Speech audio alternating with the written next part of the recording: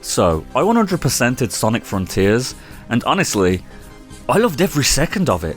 But what I want to talk about specifically requires some setup. Whenever we talk about Sonic games, the conversation almost always revolves around Sonic's speed. I mean, obviously, but a lesser discussed but equally as important gameplay mechanic is the environments in Sonic games and how they affect gameplay. This is something that's been there since the beginning, after all. Using stage geometry to travel levels in creative ways has been an aspect of the series I've always enjoyed. The first Sonic Adventure showcases this perfectly. Spin dash jumping off level geometry to gain insane amounts of height is probably one of my favourite game mechanics of all time, whether it's intentional or not. It's fun to see how far you can push it. It can be used to get through levels extremely quick if used correctly. On screen are some of my favourite shortcuts that are super satisfying to pull off.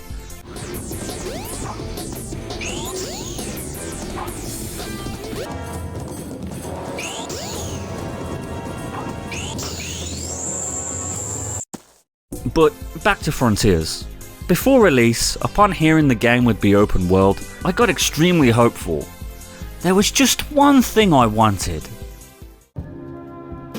If Sonic can stand on this rock and spin dash jump off it to clear large distances and get to higher ground, then this game's going to be good. 10 out of 10. Using terrain to gain an advantage is what Sonic has been all about since 1991. Could this be everything I've been looking for? Speeding up cliffs and flying through the air was all I ever wanted. But then, the trailer dropped. You know the one. Look at that dislike ratio! Despite the obvious jank, something about this game here felt off to me at the time, and it was only when I took a look at more footage when I realised Sonic was seemingly stuck to the ground. I mean, if you have a fast-moving object that speeds off a steep incline, you expect the speeding object to get at least a little bit of air. But no. Here I have a computer simulation to demonstrate what I mean.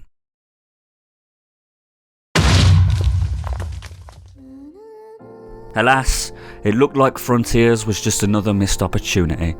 But what was there looked interesting enough to give it a shot anyway. And so, release day rolled around, and wait, hold on. An Accolades trailer?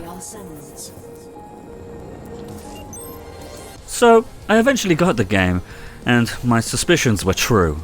However, the more I played the game, the more I learnt that getting air from boosting was actually possible.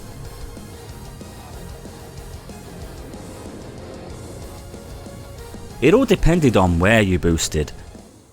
See, Sonic sticks to the main bits of terrain to stop the player from flying off unintentionally, which, would admittedly make for a frustrating experience. However, objects separate from the terrain, such as platforms,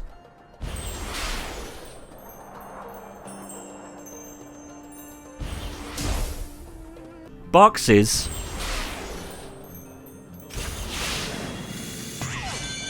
and rails all allow the player to boost and get insane amounts of height. This turned into my favourite mode of transportation in the game. It really harkened back to the fun I had with Sonic Adventure.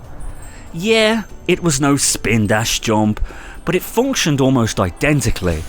I even skipped this door for no other reason than to see if I could.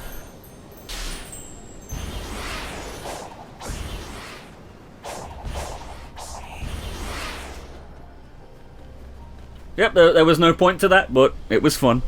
Using this, I challenged myself to see if I could collect memory tokens in creative and unintended ways.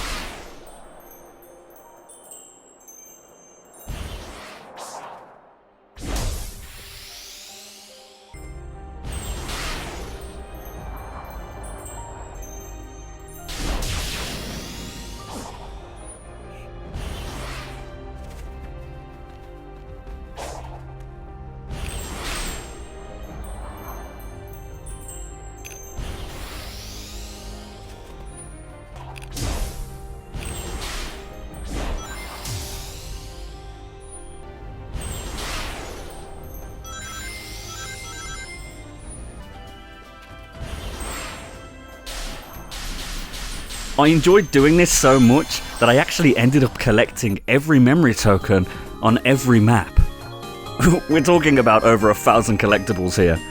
By the end, I realised how much fun I'd had, and that was just one aspect of the game I enjoyed.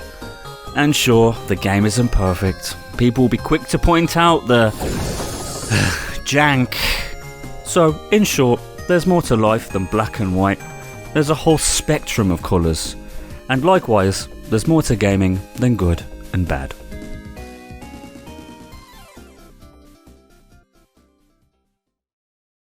Thanks for listening to me talk a load of poo.